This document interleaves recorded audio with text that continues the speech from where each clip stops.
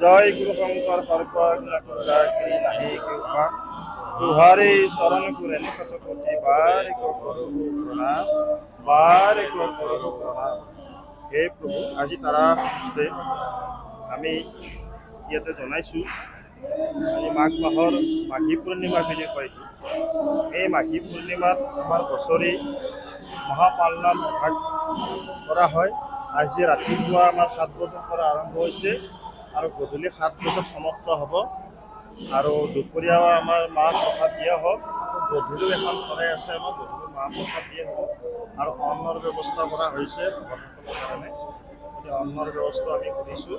এই মাঘী পূৰ্ণিমাটো হৈছে আমাৰ ধৰ্মীয় পূৰ্ণিমা বুলি কয়।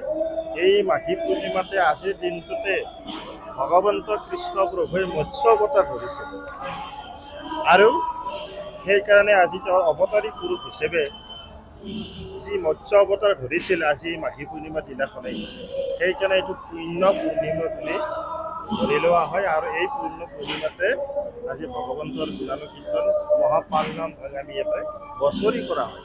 আজি বহুত বছৰ ধৰি আমি ইয়াতে পালনাম কৰি আছোঁ। ৰাতিপুৱা 7 বজাৰ পৰা 12 ঘণ্টীয়া অখণ্ড পালনাম। এইখিনি আমাৰ গুৰুজনাই মহাপুৰুষ শ্ৰীমন্ত শংকৰদেৱ গুৰুজনাই যিখিনি আমাক আদৰ্শ দি থৈ গৈছে, সেই গুৰুজনাৰ আদৰ্শৰে পালনাম ভাগ ৰাতিপুৱা আমাৰ 7 বজাৰ পৰা আৰম্ভ হৈছে আৰু গধূলি 7 বজাত সমাপ্ত হয়, সন্ধিয়া 7 ভকত আমাৰ ইয়াতে আমি বাহিৰৰ পৰা নিমন্ত্ৰণ কৰিছোঁ। তেখেতসকল বাহিৰৰ পৰা 9জন আহিছে আৰু আমাৰ যিখিনি আমাৰ আছে আৰু আমাৰ গুৱাহাটীৰ বাকীয়ে সেইসকলক সহযোগ কৰিছে।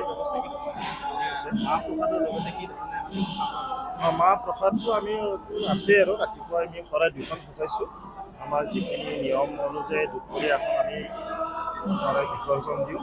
সেইখন বিসৰ্জন দিয়াৰ পিছত তাৰে সেই প্ৰসাদ লোৱাৰ পিছত অন্নৰ ব্যৱস্থা কৰিছোঁ। এতিয়া অন্ন লৈ আছে ৰাইজে। আকৌ গধূলি এখন শৰাই, মেইন শৰাইখন আছে, সেইখন শৰাই যেতিয়া আমি বিসৰ্জন দিম তেতিয়া আকৌ আমি প্ৰসাদ বিতৰণ কৰোঁ। এতিয়া আমাৰ এইখিনিয়ে মানে লগা একো নাথাকে।